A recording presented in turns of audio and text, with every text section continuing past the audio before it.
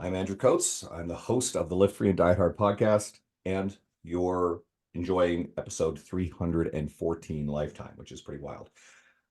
I brought you on a fun special guest today. All my guests are special. It makes it sound like, oh, Steve Keane is somehow extra special. He kind of is to me, but I think this episode will be unique in that there will be a very healthy dose of British self-deprecating humor, sexual innuendos, probably short jokes. Steve, it's great to have you on.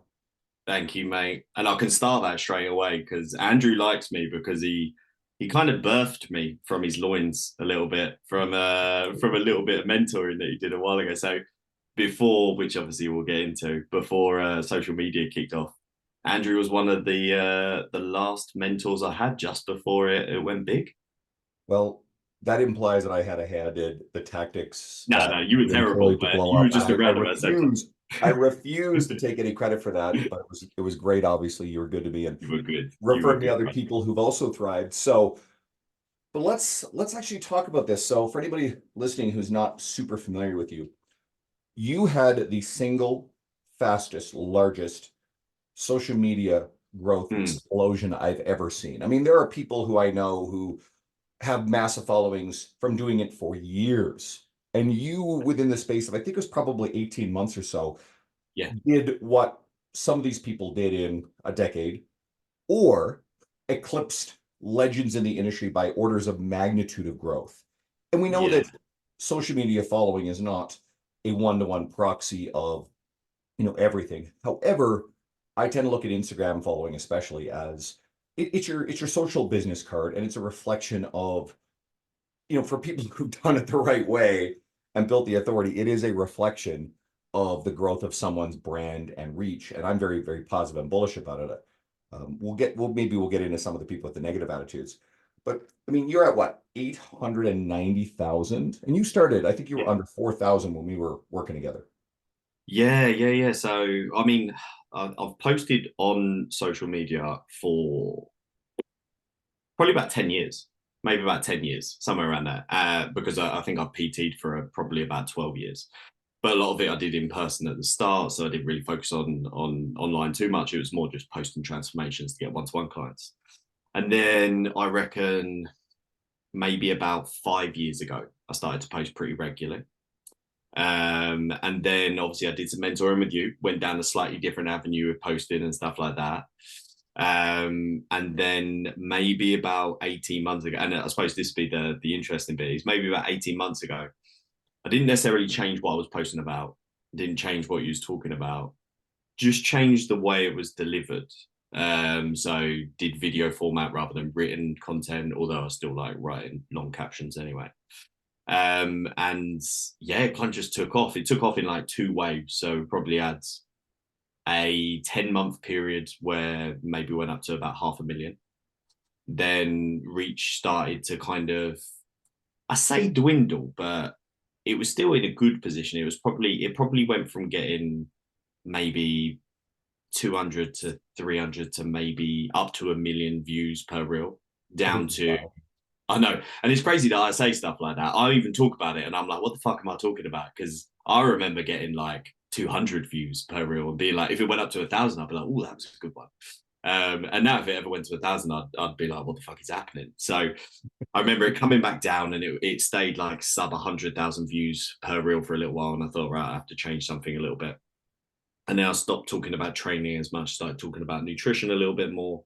And then it went up to, yeah, where it is now, which is about 890. So there's like little stops and starts in there. But over 18 months, it's gone from about 4,000 to about 890. Would you inflict this kind of growth on your worst enemy? Like, throw it at someone who wasn't prepared for it. Because I'll give you context. If someone said to me tomorrow, hey, Andrew, you could have 1 million followers, they're real, they're engaged. Mm-hmm. Because I've had a taste. I mean, I'm at 164, and Yeah. I know what happens. We'll talk about Mm-hmm. kind of the changes to interacting with other humans. But if someone said, hey, tomorrow you could have 1 million followers, and I know there are pros to it, and I would be like, no fucking way would I do that in the space of overnight. And while yours, the time window was not overnight, it sometimes feels like it was. And it's got to be challenging to quote, have a relationship with people Yeah. Context. I can still respond to every comment and message. You Yeah. can't. No. So what we're getting into now is a concept that I heard Dr. Alyssa Olenek, who I love, on her social media mention the concept of a parasocial relationship. And a client of mine recently brought it up. Mhm. To define a parasocial relationship, this is what like high level celebrities like not Paris Hilton, well, I mean, she does, but Taylor Swift. So Yeah. it's where the relationship is overwhelmingly one-sided to where people feel like they know you, have a relationship with you, but in the technical definitions, the other person has no idea the other person exists. I would extend the relationship to be something where it's actually quite asymmetrical, where you may actually have touch points and interactions, but sometimes still the nature of the relationship's a bit one-sided. You're Yeah. firmly in that kind of territory. So in that context, would you inflict this upon your worst enemy? Because that's a Um, Pandora's box you can't close in a way. it's a tough one. So there's good and bad. If I said the good, it would be all the stuff people would know. So having a big following, it allows you to earn a different kind of revenue to what you thought you would have to before. It allows for a little bit of security, but we'll come back onto that because that's also a bad point as well. But it allows for a little bit of security that maybe you didn't have because at the moment I run an app, I do one-to-one coaching, and I run group coaching challenges. Whereas before I was just doing one-to-one coaching. So the way I kind of see it now is that if all goes wrong, the app goes wrong and everything else, I just go back to one-to-one coaching, which I enjoyed anyway, and I'm fine. It's good. So it allows a good bit of security there. It allows, like you were saying, it allows a little bit of social credit. So all of a sudden, the people that didn't talk to you before, they now respond to your DMs, or better yet, they send you DMs. So like some people that are big names in the industry, they'll be sending you DMs, they'll be chatting to you, they'll be doing whatever, and you're like, this is very cool. So they're all really good, and it allows for like loads of interaction with loads of people, especially because of the way that I do my social media, and I try and stick to this is that I like it to be like someone's having a chat with you. So I don't want to come, even though we'll talk about complex things sometimes, I want it to sound like you're talking to your friend in the pub, which means that people usually interact with me the same way I talk on my stories, which are people will come in and swear at me, or they'll give me a little bit of shit, or they'll take the piss. And I like that because I'm like, it's funny. It makes me laugh. But then the bad side is that as much as there's security there, if you are somebody that gets caught on that hedonic treadmill quite often, which is like whatever set point you're at now is like Mm. your baseline, then just like I said before, I went below 100,000 views and I was like, oh crap, okay, something's going wrong now. But now my going below 100,000 views is the exact same as having 100 views before. It feels the same. It feels like the world's falling apart. If I if you don't have the robustness set up for handling shit, because you will get a lot of shit from random people online, they'll just give you crap. They people don't care. They'll give you crap. They'll give you crap in comments. They'll do whatever. Then it could be a bit tough. And also the other counterpoint to people that are big names in the industry following you is very cool, but you will also get a huge dose of imposter syndrome, and then you might start second guessing everything you're saying and doing. Sometimes it might take me 4 or 5 hours to write a script for a reel because I'll be making sure that everything I'm saying is correct and that I've said it in the right way and I haven't given the wrong impression, which obviously is a good thing. But at the same time, a little bit of me goes, it's because this fucker's following me over here and I know they know the real answer just off their head. Because like you could have Dr. Ids or Lane Yeah, Norton or someone drop in. You're a big enough target right now, they're gonna have some fun with you. And yeah, you could yeah, be like good 99% of the time. You say something, all of a sudden, Times School, right? If you guys aren't yeah, following yeah. Dr. Ids or God forbid, all of a sudden you get tagged in a goob comment or Mm, like in a post, you're like, uh-oh, what's going on here, right? yeah, just That's people a you whole don't want different to end up on their page. You don't want to end that's a up. whole different thing altogether. Yeah. Um, I I guess you and I have sort of taken a different tactic because like my stuff, I don't do a lot of video and I know I need to embrace it. And I've been saying that a Mm, while and I'm, mentally getting my head around it. And there's a lot of procrastination. There's also time bottlenecks too, right? To try to do too many things. But there's a lot of time that goes into video creation. So I recognize that. but I've also been able to, I can't stay anonymous in a sense, but I've been able to do a graphic style that makes the words and the idea the star, and I'm sort of there. Whereas you are very forefront and visual, and we can Yeah. liken that to some other people. Like I think James Smith might be the prototype. I mean, he might be one of the true OGs that's done the prototypical blend of British humor meets, the cuts of the videos and evidence-based stuff. And I think he was probably really ahead of his time with the way Hey, he's done. James Smith. I remember watching a James Smith video in the reception at my gym when I was doing one-to-one sessions when I had maybe been PTing for about 2 years. And like I said, I've been doing it for 12, 13 years now. So he was the OG OG. And so what did it feel like the day that James Smith turned around and followed you? Yeah, it was weird. It was even weirder when he messaged me and he said he enjoyed one of my reels. No, I'm just going to drop that in there for anyone listening. James Smith, he did say that. It was nice. No, it's cool. It's cool. Again, though, you realize as you go further and further into more and more people like that kind of following you and seeing how they do things and stuff like that, you just realize that everybody's a normal person. Everybody is just they're just like me and you. Like, and the more your social status, whether it's the wrong way or the right way to look at it, the more your social status comes up because you have a bigger following, more people are talking to you, the more you realize they'll just talk to you about normal things. They're no longer trying to teach you. They're just talking to you like a normal person. And Mm. it's cool to realize and understand that everybody's got the same fears, the same concerns. Just like you were saying to me before about where I was saying it's a big thing doing the app, and you were like, "Oh, these other girls just said the same thing to me as well."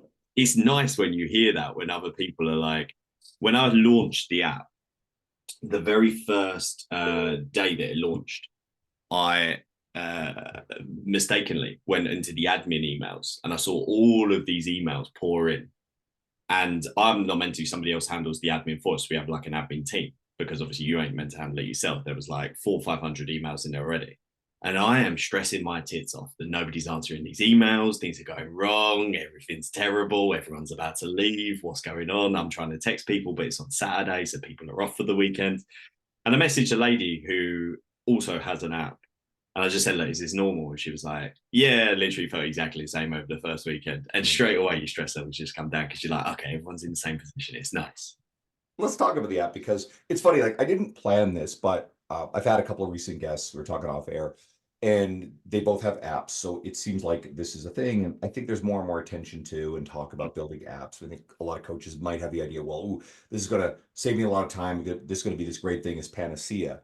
So we'll talk about this. But I just had Victoria Powell on. So Victoria was really cool because she came onto my radar because she had trained the guitarist of the band Tool that I love, like my favorite band. She's worked with some Yeah. other mega celebrities. She's very, very respectful and private about like working with them. So like she's class, but she's worked with Jared Leto, right? And some of the ones that are like posted on our website, you can see it's pretty well. Like I know more of the list. I'm not going to say some of those names, but she also like she's a really credible, excellent trainer who's been in the Yeah. business a very long time. So she's more than a celebrity trainer, but she's got an app. And then I had Sherelle Grant, who's she's in Australia, and so she's got an app. And so I asked each of them, and Victoria and I didn't have much time for it. Sherelle and I talk more if you guys want to go Mm. listen to these episodes about an app if you're interested. And the whole thing was major, major financial commitment, like massive, like time frame to get it done, tons of stress. So Mm-hmm. yeah, like what would you say to the trader who's there, who's you're I don't want to say you're run of the mill trainer. The trainer who's been working for maybe a decade is really good, great local word of mouth crushing it, is trying to expand online, and they're like, all right, I think I need to get an app. What do you say? No, I'd agree. I am like just a standard trainer. I just, what would I say? What would I say? It's kind of like the tale of two sides. Is that even a saying? Yeah, fuck it, we'll make it a saying.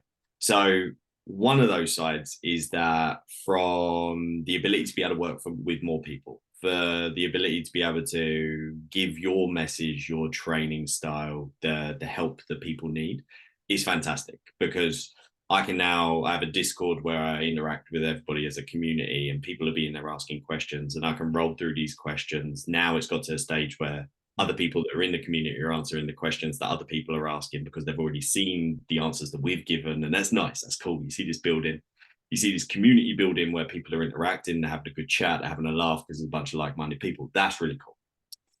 in the sense of the actual app itself, you have to be ready to do another job because you're no longer working with one person and then directly solving their issues. So like you're working with one person, you give them a potential solution, they run it for a little while, see if it works, and then they come back to you with any information. You can't do that anymore. Now you have 1,000 people, 2,000 people, whatever it might be. So now you put out a potential solution to the problem, and then you just wait and you sit there and you shit yourself for a while, thinking, right, this is either going to destroy everything or everything's going to go really well. So things like that are different, and it's a different job in the sense that, and we were just saying this before, like if you don't yet have that robustness psychologically built up to be able to handle the negativity that you're going to get sometimes. Because if you're a one-to-one coach, my top, I had like 70 one-to-one online clients. So it would be very rare that someone would have a bad experience. And if they did, they might say it to you and you're like, shit, okay, cool, let's sort this, let's solve something. But with over 1,000 people, when they're doing it by themselves, well, now somebody's always going to have some sort of bad experience somewhere, whatever that might be. And if you're not yet in a psychological place where you can kind of separate out, okay, like this is just one person out of 1,000 talking about something that's $29.99, not somebody that's working with you one to one or whatever. If you can't separate out, you'll take it to heart just as much. And then obviously you're going to get more of it. So you have to be in a position where you're okay with that. And then lastly, you have to be in a position where you're okay with getting good at, which you kind of have to do as a one-to-one anyway, but where you're good at sales and driving like marketing and stuff like that. Like I'm not good at marketing. I suppose I'm good at gaining attention and talking shit because I'll just do it in like an off the cuff. I think it's funny. Like I did that whole thing with Eddie Abu just because I thought it was funny, like photoshopped him onto a picture. Like I just thought it was funny. It's like harmless. You're just having a joke. It's kind of fun to do. When the app launched, I did it with Chris Hemsworth. I just pretended to like, no, I actually messaged Chris Hemsworth. I pretended that he was going to get back to me, made a whole series around it. And then that just drives knowledge about it. But when it comes to actual marketing and stuff like that, that's a different ball game. Knowing what percentage to take off to offer a deal out, knowing when to do them, knowing not to do them too often because you're going to end up pissing people off, but doing them enough that people know that it exists, like all of that kind of stuff. You have to kind of up your game there. And it reminds me of almost when I first started working with you and started learning how to write and how that was just like this completely new skill of like how to convey information by writing. And all of a sudden you're like, I've been PTing for this long and I feel like an absolute baby again. That's kind of what it feels like a little bit. I mean, it kind of illustrates the value of having learning a skill like writing anyway, which I'm really bullish on. Now, you talk about like obviously the app, and there's definitely a major financial outlay, and you literally have a team you're now paying to manage this aspect of it. So Mm-hmm. you have to have the volume of people using it. Now, here's one of the major bottlenecks. Like most people are simply just not going to have access to the kind of volume of people that will even make this viable, correct? I mean, Yeah. you do now. Yeah. Now, so I guess this goes into a broader conversation, and I'll let you go where you want with it, but I'll sort of like tee it up this way. While you are the person I've seen with the most explosive growth, you're not the only person I've seen who has had rode a wave, was like kind of one of the earliest adopters, popularizers of a particular tactic, whether it being the infographics of 2017 or probably I rode the earlier points. I wasn't one of the originals, but just the Twitter graphic, right? Rode Yeah. that one. And now you get video based media where you were one of the very first, and right away we've got Josh Taylor doing it, right? Yeah. And we've got Rachel Henley doing it, and we've got a handful of other people. And I swear that like British slash, you know, British Isles variations of accents work really well. North American audiences fucking love this shit. There's something special about it. Chris Williamson in recent episode of Modern Wisdom with George Mack, they were talking about this. And it's quite a funny discussion if you guys want to go listen to it. So I've seen people exploding growth before. And I've seen people like, we'll use some of the examples like Jordan Syatt. So Jordan Syatt has done a ton of stuff. He's been monumentally successful. Yeah. Jordan definitely was one of the originators of and the major successes of the infographics wave. Now, he was a well-known figure even before that, but he rode that wave. Spencer Dulski, incredibly credible, rode the early wave of like Instagram growth with infographics. So Lee did it as well. They were like kind of three of the big ones. There were other people who rode that wave who failed to capitalize on it. They failed to capitalize on the brand equity. They failed to capitalize on the monetization of it. So, Mm. what are your thoughts on and how you went about making sure you monetize it? And I'll preface this also with saying that I don't think that monetizing is the only objective with this. I think we do this because we want to reach and help more people.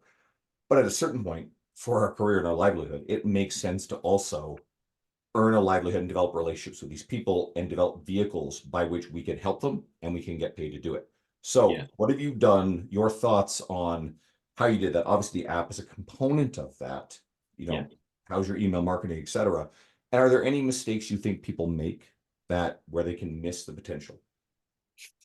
Yeah. So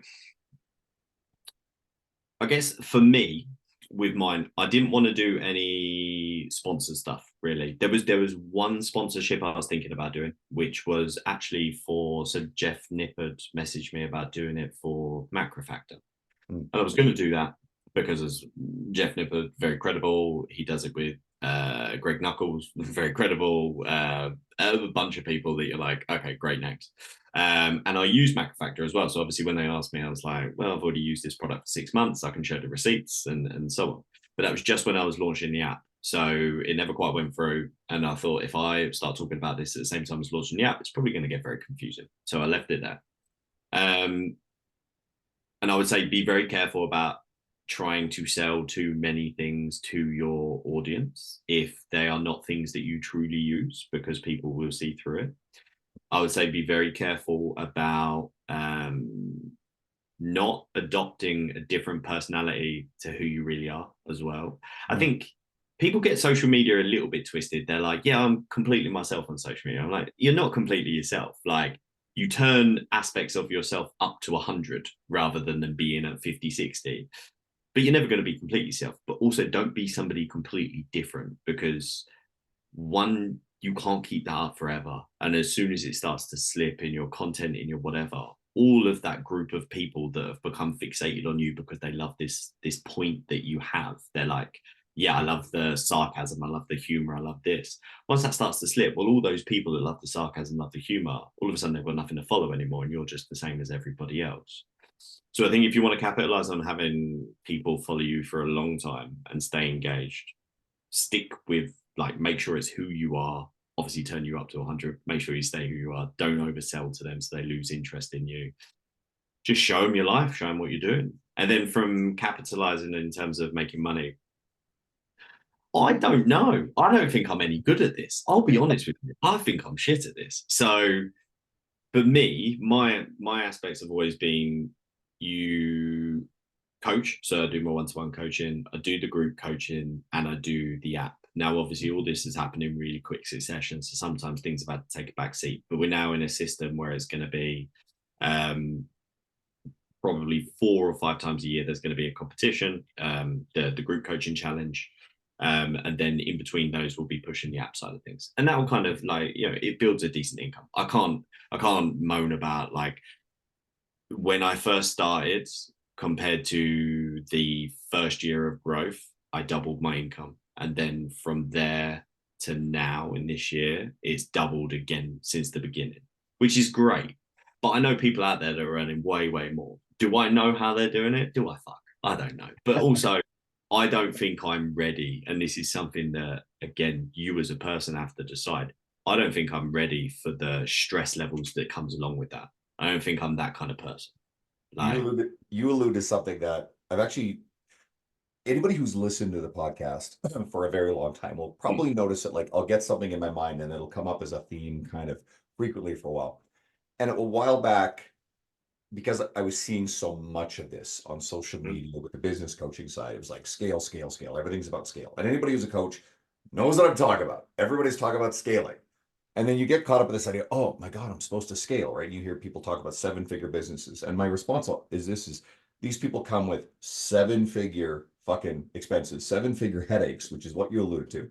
Yeah. And I've always responded with this. I'm like, I'm a quote 6-figure coach. And then I make the joke. It's like when someone tells you they're a 6-figure coach, then they're far more likely to be at the like closer to 100,000 versus 999,000, right? Like that's just the truth.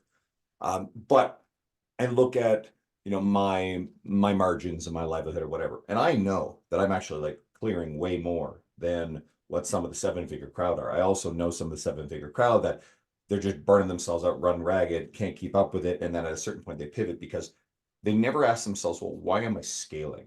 I mean, you Yeah. used the word earlier, and you also like sort of like almost balked at it, but the word status, and I throw this word around a lot because I just think it's the wrong lens to look at things through. It's also a major component of our wiring, our pattern recognition as a species. It is ancestral, it is instinctive, it is something that was really important to our survival and procreation in the early days. I think it's now quite maladaptive in this like environment of abundance. It's literally like calories, right? Like Yeah. back with our ancestors, really, really hard to overdo it on calories or status. Now, poof, right? It's everywhere in a sense. And I think people just get caught up in it too much. However, it is also a valid thing. And we can kind of look at, okay, there's different like status within the industry. I prefer to turn around and go, okay, guys, let's look at this in terms of developing credibility and authority. And how can we leverage something like social media growth into something more enduring, which I think is establishing authority within the industry. But anyway, Yeah. back to this thing about scale. I think people just need to ask themselves, well, am I willing to take on the headaches and the bullshit that is going to come with scale? Is there's a lot. There are a lot of things that like your day sometimes, or my day sometimes, will be spent not doing anything that feels productive, but instead just putting out fires of things that have gone on. And you're like, okay, I don't normally have to do this stuff, but all of a sudden you're doing all of these things. And again, if you're not a certain type of minded person, like I am a more ADHD riddled brained person. Like I'll sit around, I'm like, what the fuck am I doing now? Okay, cool. I have to write everything down. Okay, cool. This is what I'm gonna do. And then I'm very stuck in my like, okay, this is my plan for today. And if something comes along and disrupts me from that plan, I'm like, oh, it annoys me. It gets to me. And again, you as you get more and more layers of things happening, you get more and more stress coming in. And this is something that I've been noticing lately. I'm like, what exactly do I want from it? Like how much further and higher do you want to go? And like we said about the hedonic treadmill, you get stuck on it where you go, well, the next layer of success is earning that bit more money or it is getting to that next stage. But then at some point you have to kind of stop and take a step back and go, well, maybe the next layer of success is building something that's going to last. Like you were saying, like a simple thing like building up your email list, having people that are going to be around for a long time because they're going to be with you through that for a long time. Or a thing that I really want to start doing now, which I've been saying for ages, but I'm going to start doing it, is a YouTube. Make more long form content, stick it onto YouTube. That's going to be there forever because there's a certain element, and especially I know obviously a lot of coaches watch your stuff. Like there is a certain element of like oh, a hamster on a wheel doing social media content. You feel like you put a lot into it one day. Whether it bangs, whether it doesn't, who knows? You never know. You leave it up to the algorithm gods. You'll put a lot into it one day, and then it will do whatever it does. And then you go, okay, cool, right, that's done, that's sorted. And then the next day you wake up and you got to do it all over again. And you're like, oh, no, it just doesn't stop. Couple thoughts there. Cool. This is good. Yeah. I know Alex Hormozy talked about this, and he had this mindset of how, yeah, just as you said. But then he Mm. also turned around, and I know you agree with this. It's not the content creation, it's the audience development. And you have been one Yeah. of the best examples of audience development. And I think because of your sense of humor, your delivery, and the fact that you're visible, here's a big thing. And I said how I have been able to sort of hide. One of the problems with my approach, I mean, I think it deflects from maybe the volume of the negative shit, Mm-hmm. but it also means that my audience doesn't necessarily have as much of a relationship with me, even if it's para-social in a sense, Yeah. because you're following your people, they like your sense of humor, they like the way you deliver things, and they visually have a relationship with you. They see you in a way that I don't tend to. I'll show up on my stories more, but that's a smaller, narrower part of your audience. So you're going to have a lot more visible recognition, right? James Hmm. Smith is a good example. Alex Hormozy, so many of these other figures in the industry. Sohee Lee has really embraced video-based stuff. Lane Norton has been video-based for quite a while. So like people see them, and that means being recognized. You probably get recognized in public more frequently now. You're smiling, so Hey, there was so yes, and this is actually a really cool side of it. Like I'm typically a shy guy. Like I am, believe it or not. I make content, I have a laugh, I have a joke, but I'm still a shy guy. But there was a guy we walked into what was it when we went to New York, literally went to the shop next to the hotel. As soon as we got to the hotel, went in there, and a guy came up and he was like, I've literally just been watching your reels. And I was like, fuck off. Like in New York, I've literally just gone to New York in the first guy. So that stuff is super cool. It's always so nice meeting people that are like, yeah, I'll watch your stuff. But the first few times it happened, I didn't know what to do. I was like, all right, thank you. All right, see you later. Goodbye. Like you don't know what to do. Yeah, it takes a little while to adjust to that sort of stuff. It's crazy. there's a little bit of like feigned humility where you're just like, this doesn't make sense. Like this is totally incongruent with who I am as a person, my sense of self. Like I'm not a celebrity. Yeah, like I haven't had, I'm sure I haven't had it on the same volume as you, but yeah, like people come up usually locally in the city, and then sure enough, right? But they're nice, and I'll actually just stop and talk and just be a normal person. Yeah. Whether or not they expect that from you, I don't know, right? Uh, all right, I've lost my train of thought on this. I want to get back to it. The hell were we even talking about, Steve? I actually don't know either. This is a ginger thing we've both forgotten. Okay, well, I just had that whole like hedonic treadmill thing rattling around in my head. All right, I'm gonna just cue up something from the notes. Everybody listening has heard me go do this every once in a while. Okay, this one I find really fun. I've also noticed, been around the industry a long time, and I've noticed that this one usually comes slightly more out of the strength and conditioning world than the online coaching world. Mhm.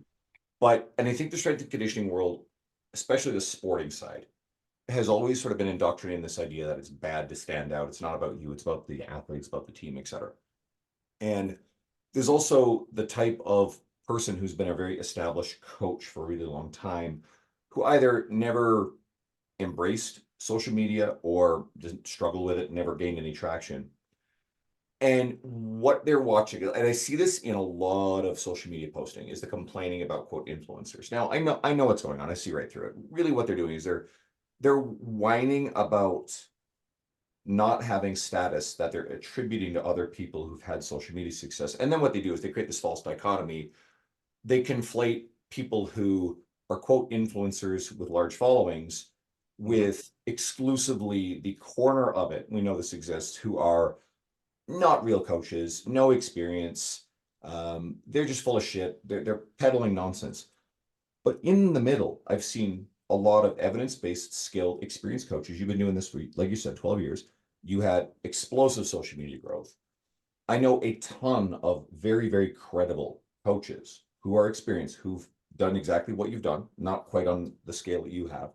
And I know a lot of very good tenured gym owners, former gym owners, like credible authorities who came out of the strength and conditioning world who have large social media followings that crush with media. Luca Hosevar, Don Saladino, just a couple of obvious examples. Yeah. I mean, Dr. Alyssa Olenek, I mentioned earlier, just great at this stuff. And when I see one of these posts, and there's, I won't say names, but I saw one a while back, and I look through the comments, and I see all the people who are like, yeah, yeah, yeah, like patting themselves on the back for like just being like really shitty and negative and bitter and resentful about all these people that they perceive are doing great and effectively like taking something from them. I think that's their problem. They think that, well, all the clients are going to these influencers. Mm. Well, my issue with that is, let's say all of the influencers, all of the bad ones, all the good ones just didn't exist anymore. Like just somehow the world collectively, every country legislated away everything off the internet, especially all the like the misinformation, all the bullshit. It does not mean that all of a sudden everybody out there is going to find their way to you, the experienced, incredible coach who's never embraced social media, and somehow you're entitled to that business. Like my attitude is this: like literally, fuck off with the negativity and the resentment towards these other people because I see what it is. It's resentment and bitterness Yeah. and Yeah. entitlement. And actually go and do something about it. Put the energy you're putting into whining into actually figuring out how to have a meaningful presence on social media. That doesn't mean explosive growth. It means just serve the people who are there. Yeah. So have you come across any of this bullshit from coaches?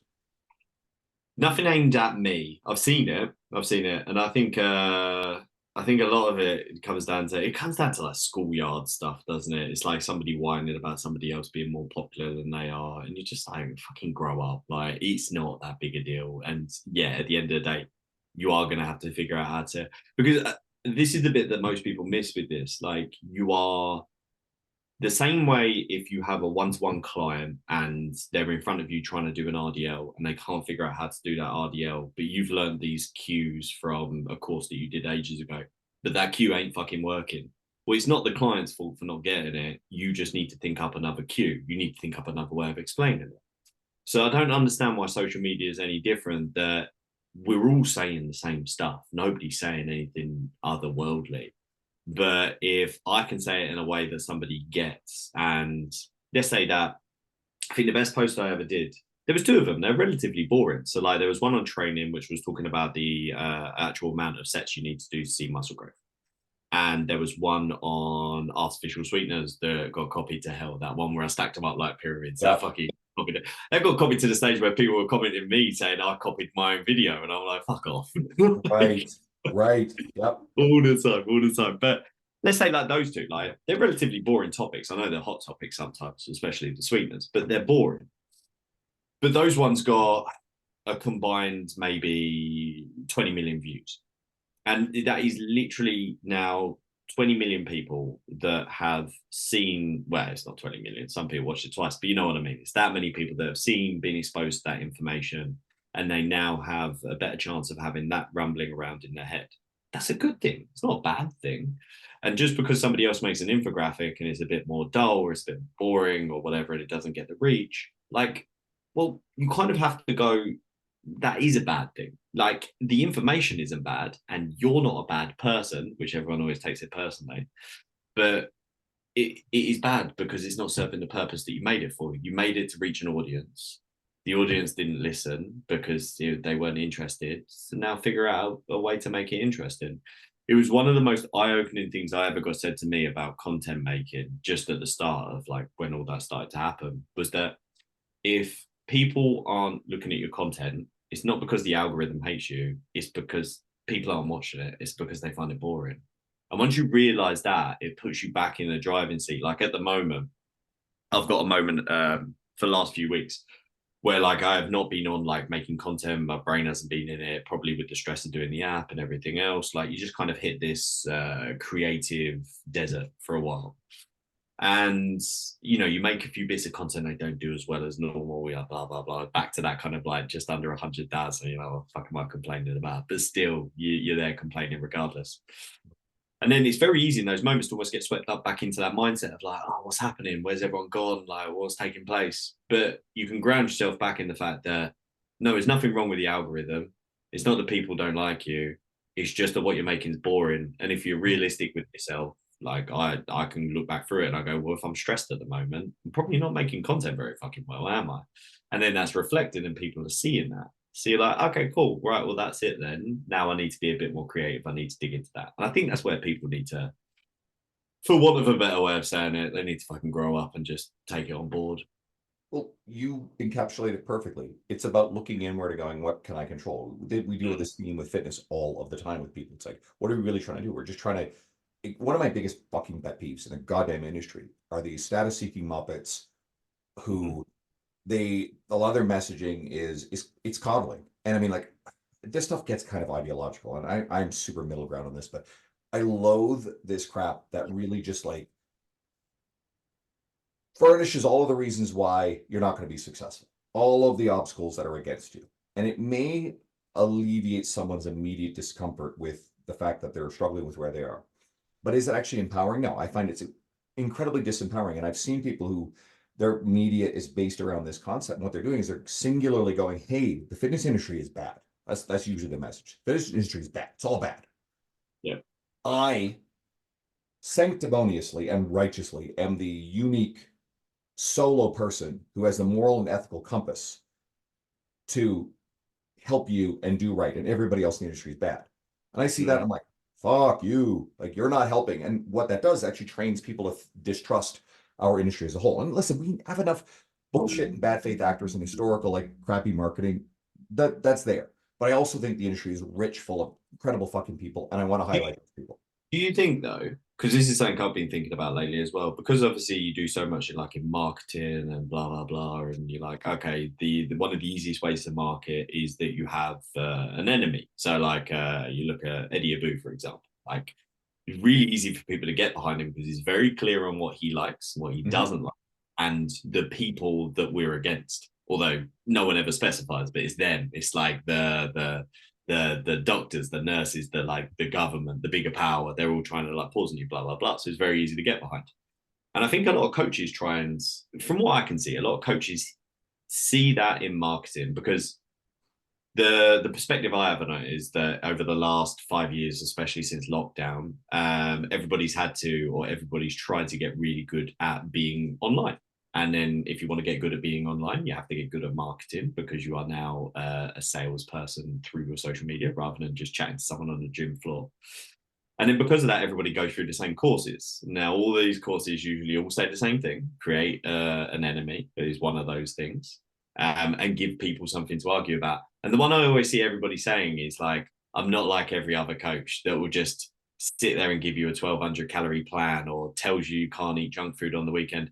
And I sit there and I'm like, what fucking other coaches are saying this? Because I can't name one single coach that actually says, and I'm sure there's a couple out there, but people make it seem like it's this like broad topic, and all I see is people saying they're not like that, and their comments going, "Yeah, can't believe," and you're like, but who is saying that? Like, I don't see this message from anyone. I mean, part of it too is what we're exposed to, right? Like when I look at the industry, I see a lot of good. Why? Because I follow and engage with a lot of Yeah, good. And great. I look at like the videos that like Dr. Ides or the various other people who are like debunking the crazy charlatanery that we're seeing out there. And I'm like, I'm just not seeing this stuff because it's not showing up on my feed, right? Yeah, Um, yeah, there's a theme in this that I want to actually go into because I want to see your thoughts on it. So you talked about how your reach is a little bit down based on distraction, whatever, and how you are determined to say, well, it's still within my control. I just have to make better stuff, which I agree with. We are also seeing a shift in the nature of social media. If anybody reads Gary Vaynerchuk's book, Day Trading Attention, it will explain it very well. And it's the TikTokification, his phrase, of everything now. TikTok brought in a different style of algorithm, and it's one of the most potent algorithms, and it's interest based instead of being entirely about what you follow. And we noticed for a while, Instagram, Facebook, whatever, every fourth post or whatever, something from an account you don't even follow. But I've noticed a big change in Facebook. I'm seeing way more stuff based on the stuff that I interact with, that people I don't follow, pages yeah, I don't follow, like major shift. Instagram is probably it's a more subtle shift, but this is the way it's going. All of these social media platforms, YouTube even, are going to overwhelmingly shift towards giving you not what you tell it you want to be interested in, but what your behavior is saying you're interested in. mm, Right? And that comes from TikTok. So we now have to understand that this is the way it is. Also, as social media platforms get more mature and there are more creators on there, and especially with AI, the likely scenario is that there will be more people producing more volume of content with help of AI mm, and more coaching and the stuff. So TikTok, there used to be more real estate. Now, obviously, there's a ton more creators in there. There's obviously way more creators in Instagram than there's early days. So, but when you're scrolling, you can see one post at a time. Okay, that's it. So every bit of content is competing for that limited amount of attention in that moment. And yeah, so the algorithm is learning from how people are interacting with stuff, the watch time, which is becoming a bigger thing, whether people are liking it, say, sharing it, etc. Sharing is a big thing. And ultimately, it will get harder and harder to have your stuff seen. So it does raise the bar on needing to be skilled, needing to develop these. And I understand I've got to embrace more video-based stuff at some point. Has my reach declined on average? Yes, I've noticed it. I've noticed that social media growth, which was always like really good, has mm, slowed with Instagram. But I look at this, and go, okay, cool. Hey, it's better time than it would have been like 4.5 years ago when I started. But it also puts the onus on me. I got to be better. And like, so I'm still trying to learn. One of my mistakes is I tend to have my paws in too many fucking things, whether it's my conference or speaking at a bunch of other ones. And Now my buddy's Andrew, got sets. ever since I've known you, you've got about 50 things going on in 1 week. It's Holy ridiculous. shit. I'm currently, for anybody listening, when this comes out, I will have just started the intake of my next women's online 13-week program. And honestly, guys, sorry out of luck, although maybe women in your life might enjoy it. But for the female listeners here, even though you guys are coaches, if you're interested in learning how I do it, come do a round. Honestly, I love having coaches in there. Learn from what I'm doing, steal it, but also just let me take care of the programming, shut your brains up. I actually have a bunch of coaches who do it and they fucking love it. Sarah Smith, who I think listens to all these, Sarah's amazing. Uh, she's from Ireland, but living in, God, Sarah, I think you're in Italy. I hope I got that right. Sarah's amazing. Just an awesome human being. Really smart, like experienced coach too. I got to give her a shout out. She's like one of my most raving, devoted fans, but a good friend as well. And Sarah's been in the program and she just loves it. She raves about it. She's gotten great results. So coaches, talk to me about joining my program. By the time you listen to this, it'll be like a couple days in. You can still join, no problem at all. Now, back on track. It's But getting coaches, but do listen though, because that was one fucking smooth plug. That was a smooth. That's how you market, right? That was nice. you know what? Honestly, I believe in this stuff because I mean, if you're listening and everybody's interested in these sort of things, I mean, let's throw some other stuff out there. Let's do a little bit of marketing here. That I've was got a good. couple of events coming up. Okay. Mate, I honestly, I was like, that was even I was like, I might sign up to this program, and I remember I'm a guy, so I can't. But that was Well, good. That was you're good. not one of the coaches like who God all the guys who put on like they have an alter ego. They have another persona. They dress up like what's his name? James Coppola has like Tammy, Oh yeah, yeah, yeah, right? yeah. Which is I hysterical, think right? So you don't have a Tammy. no. Anyway, um, so there's a couple of events coming up, and so my friend Mike Dola, he's been a guest before. Mike's amazing. And Mike messaged me and he's been wanting to come to my event. So that's September 13th, 14th, Edmonton. Bit of a flight for some people, for you for sure. And I know we're going to do great. I got a killer lineup. If you want more info, just message me. I'll try to bring some of the speakers on as guests in the coming months. But I'm also speaking at Luca Hosevar's Vigor Summit. Now, Vigor's special to me. I went there in 2017. I didn't know anybody. Didn't know a fucking soul, right? I think like I brought a couple people I knew down. I knew who half the speakers were, but I never met any of them before. No, that's not true. I met Pete Dupuis, Mark Fisher at a event in May. But either way, that's it, right? Go in, meet a ton of people, make a ton of connections. A lot of the people are still friends of mine to this day, meet a bunch of speakers. Lots changed in the interim. I went back in 2021, knew a lot of people, amazing time. 2024, I'm in the lineup. Over a year ago, Luca and I were, it was April, we were at an event, coaching con in Phoenix. We're at the gym together, and he turns around and he said he's bringing back Vigor, and he said, "Hey, I want you to come speak." And this is like way in advance. I'm like, "Done, easy, awesome, like that's an honor." I get to go from literally walking in as a nobody in that context into being one of the people on the stage. So I've been pushing this event heavy, and I have my own event a month. I literally moved mine a month earlier because Luca could only get the venue for that weekend. So Mike Dola messages me today, just earlier, and he's saying, he can only make it to one. Which one should he do? And I said, man, I'd love to have you at mine, but come to Lucas, okay? It's going to be incredible. I think they're both going to be great. But I've been pushing Lucas hard too. I know I'll get great turnout. Lucas event has got a killer lineup. I mean, from Dr. Andy Galpin on down, it's a crazy, crazy lineup. And I hope I'll see people at one or the other. So if you guys have never come out to an event, or maybe you'll love it, for real, message me. I want to see you at one of these things. Or maybe you're going to come to Aram Gregorian's Real Coaches Summit, which he'll do in Vegas again, March, he's planning. Or come and see me speak at Raise the Bar. I'll be back at Raise the Bar this year, Dallas in February, right? Or if you're in Toronto, CanFit Pro is August 9th and 10th. I'll be there. Like there's so many of these things. If one of them works for you, message me. I want to see you there. Okay. Now back to regularly scheduled programming.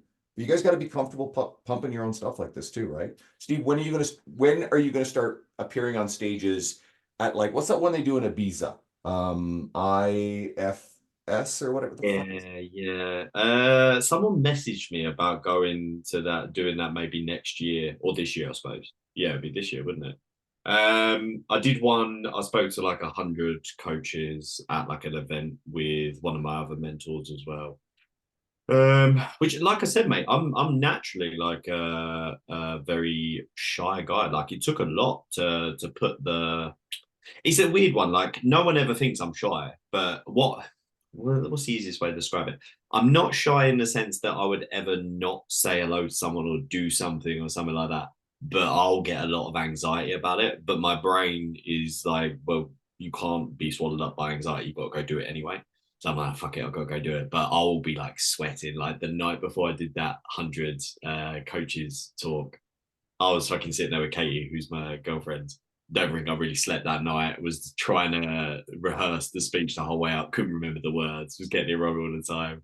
The whole time I did the speech, didn't look at anyone. Just looked down, like looked over here and to the side where no one was. Yeah, it's interesting. But yeah, they were saying about doing. Someone said about doing that like IFS one, which I'm not. No one else are. So maybe some other stuff in the future. I love this. Regular coach goes super viral. And I'm sure there are people who come onto your content, see the number, right? Just the Mm. number, like you alluded to this earlier, that number shapes how people perceive status. They do. That's just a reality of things, right? It's why people buy followers and do fake shit, right?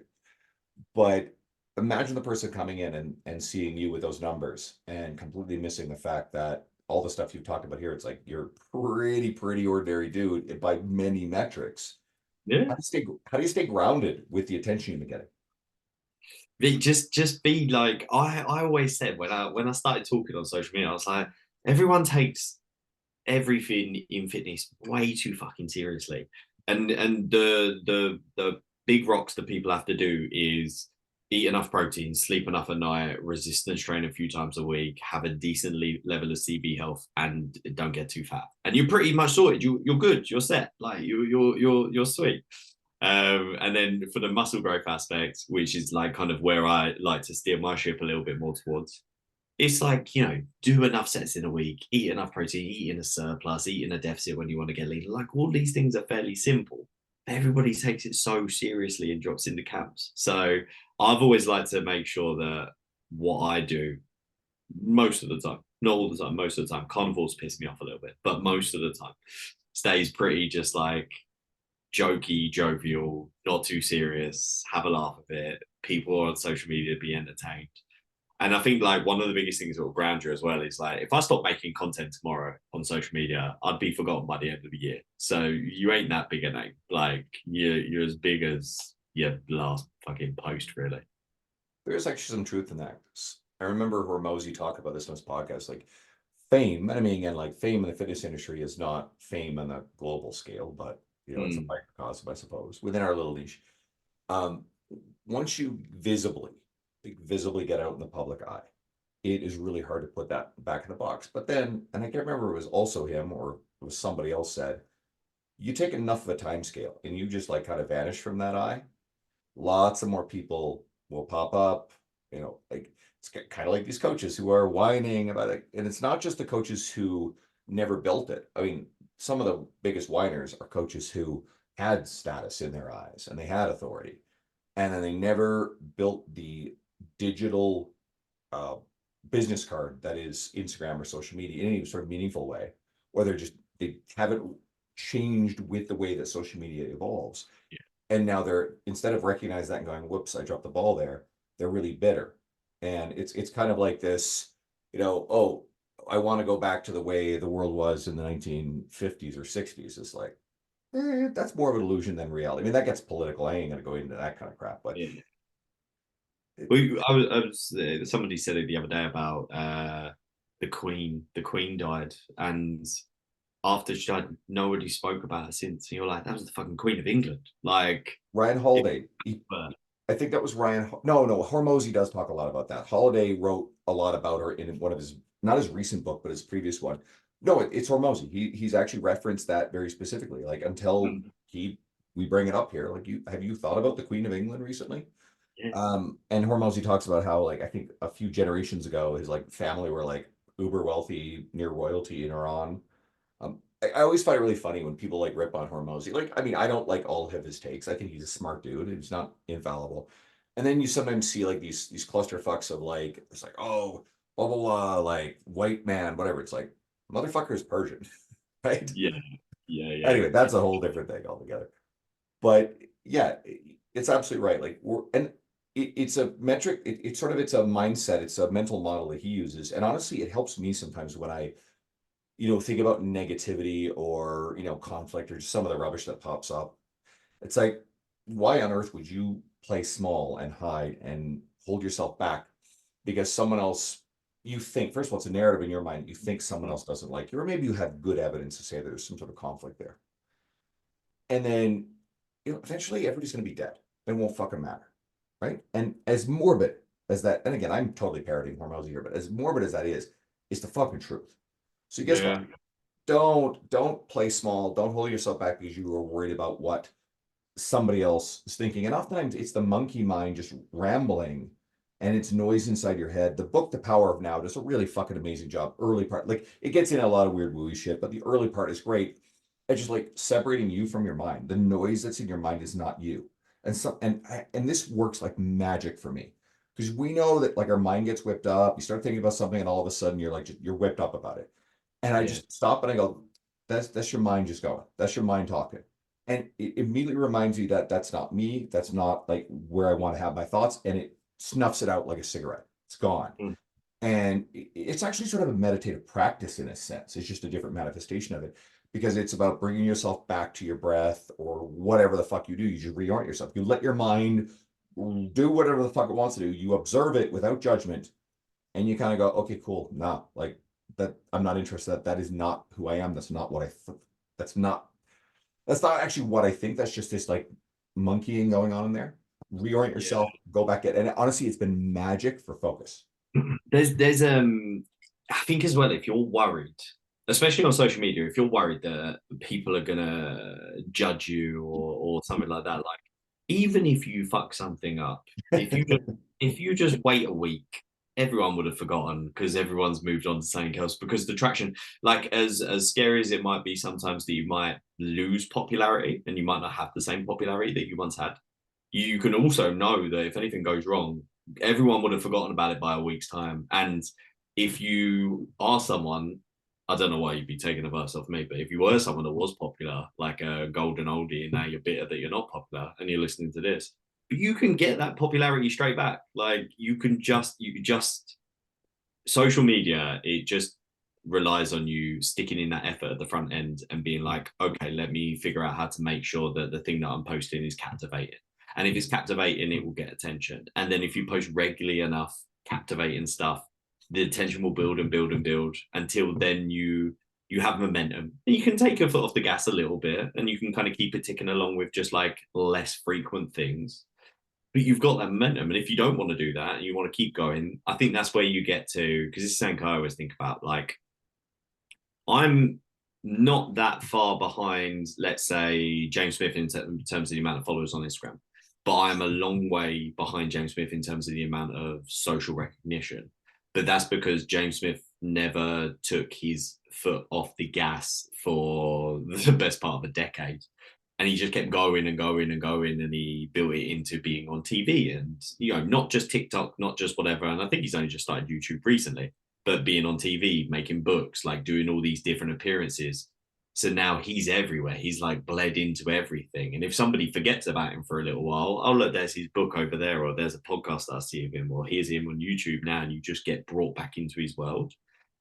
So I can't remember where I was going with this ramble, but essentially, don't worry about if you do say it wrong because everyone's going to forget about you. But if you want to be remembered, you just fucking just do it. Like anyone could do it. You could change the whole thing around fucking tomorrow and be that person.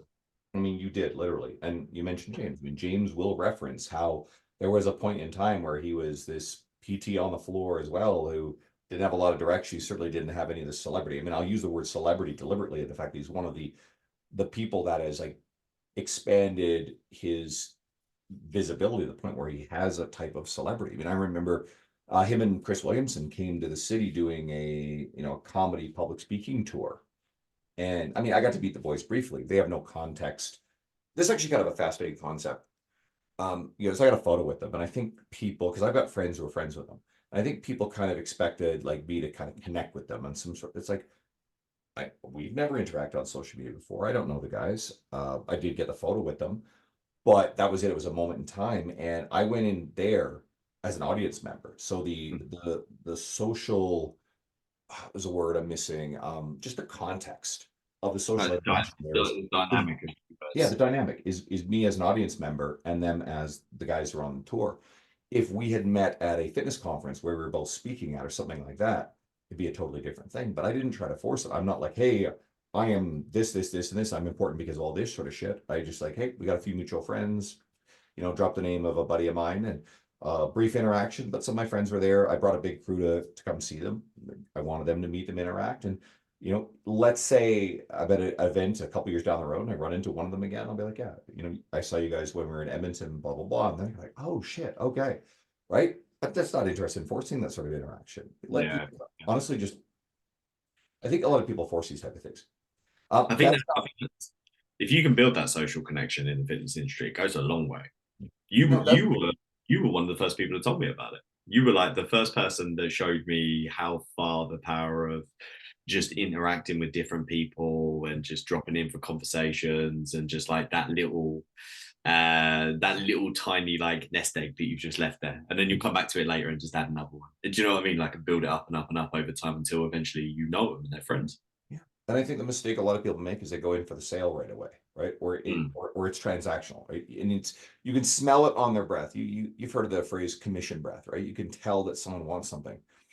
You do this enough over enough time scale, you have enough positive interactions, and quite frankly, people expect people to sell, right? So when you go in, you're just authentic, you answer questions, you don't ask anything of them, then they're kind of caught off guard initially, but then they're like, wait, but this is pretty cool. And if you demonstrate that across your media consistently, people learn to trust, oh, that's actually real. But what ends up happening is then a lot of people they'll ask you, like the reach out and asks. So a pal of mine, and I'm not going to say anything about this until it's official, but a pal of mine is writing a book. He's got another book project, and he asked me to be one of the contributors to a portion of that book.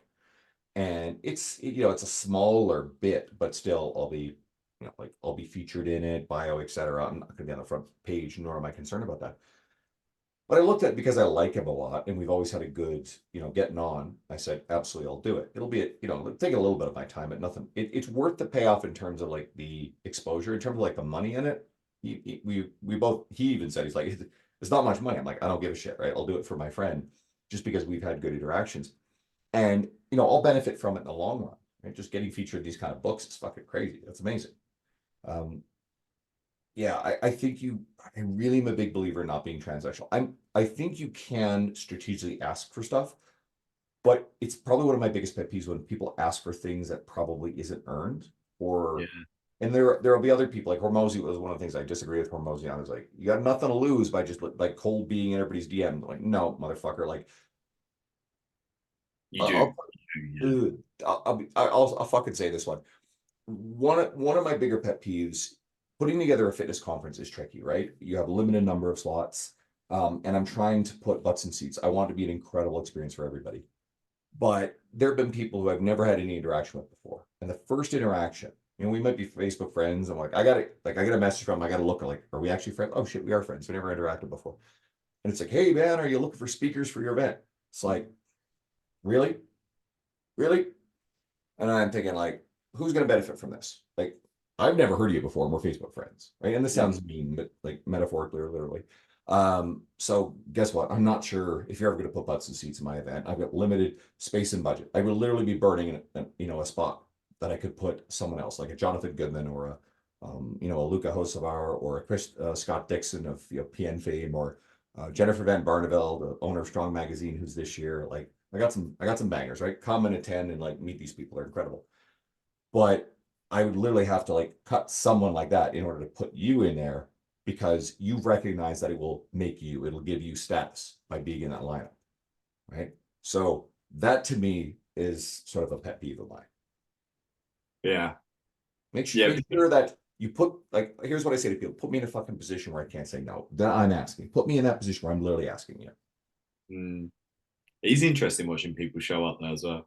I've had a lot of people they'll just come out. I find it interesting. No one's been like in a bad way, but I find it interesting that people are much more receptive to you. Like people will be more receptive to like you sending them a message or asking you to do stuff or like asking you to like speak at an event or whatever. I just find that whole concept like it's very interesting. It's interesting to be in a position where things have changed quickly, that then you can actually observe how different social interactions, and I don't think it's wrong or right, it just is what it is, it happens. But you can actually observe the difference of like, well, fucking year ago, you wouldn't even reply to the DM, and now you're like chatting to me about doing this or doing that. It's very, very interesting. But yeah, everything Andrew said's Yeah. 100%. I'll tell a quick story, and then I want to tell everybody where to find you. And I don't reveal who this individual is because I have a lot of friends in the industry, but I've got a friend. We've done some stuff together, and that friend popped up and followed me. It was a couple of years ago. Social media had definitely grown, and I followed back, sent a message, said hi, and someone who like I certainly respected for what they've done in the industry. But then I remembered, it's like, wait a second, I was in an argument with this person like probably 3 or 4 years prior on like a Facebook thing. It's obvious this person doesn't remember, and I haven't told them, right? But I remember this. It was like a spat. It was some sort of like brief, but like just like nasty interaction.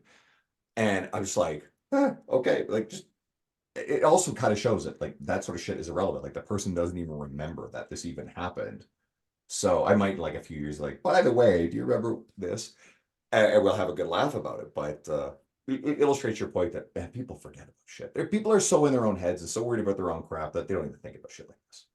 Yeah, honestly, if you're because I know how it was at the start of having like no following and not getting a lot of engagement and all of that stuff, and you just think, how the hell is that ever going to happen? Just trust me, like fuck around with your content a little bit, play around with it, see what else will stick. Because as much as you think you might be doing something stupid, no one's going to remember in a few days. And if you do something right, then it can change everything, and like in a big way, in a huge way. So well worth the roll of the dice. You're living proof. Where can they go and see what we've been talking about? Where do they find you? Steve.craft coaching on Instagram. I can't actually remember what my YouTube is, but Stephen, yeah, probably the same name, Steve.craft coaching on Instagram. And then Steve Craft Coaching on Facebook. I think I have like 300,000 followers on Facebook, but I don't know where they are. I don't know what happens on Facebook. It's not the same as Instagram. Like you post something on Facebook and people don't see it the same way. Do you know what I mean? Like it's not, Yeah, uh, what gets shown out is a little bit different. I think organic reach is lower. I think Facebook for sure wants you to pay for it to spread, yes. share, especially if it's a business profile. However, yeah, people just go and link up with Steve there. If you enjoyed this and you got a friend who's like really struggling with social media, share this episode with them. Helps me grow, helps you reach and help more people. End of the day, I don't do this because I get paid for the podcast. I do this because I love spending time talking with my friends, connecting with people that I think are doing amazing stuff, sharing them with you. I appreciate everybody listening. Thank you so much, especially the people who listen to the very end. You guys are amazing. And I will do my best to come back as quick as I can with another episode. I got some travel coming up. I know I'll be a little bit spotty with episodes, but I'll keep dropping them on you. Try to surprise you a little bit. Steve, thank you, my friend. It's cool. Thank you for having me on. And guys, if you do have anything you want to ever ask me, feel free to send me a message. I might miss it once in a while, but send me two messages. I don't mind. I know that you always get back to me eventually, right? Eventually. I don't know how you keep up with it anymore because I know like at mine and your following is what, like 5 times what mine is. So the volume and your stuff is like just crazy engaging and people like love your sense of humor. So I know your DMs are just nuts. Mate, I stuck up one picture once, which was on my story asking people what they actually put in their gym bag. And I think I must have had maybe 5,000 messages that day. I couldn't keep up. My phone, every time I opened it, there was just like another like 100 messages. It was ridiculous. Well, you know what? And goes back to why I said, ask, would you inflict this upon your worst enemy? And I will Mm. say to everybody, just be careful what you wish for.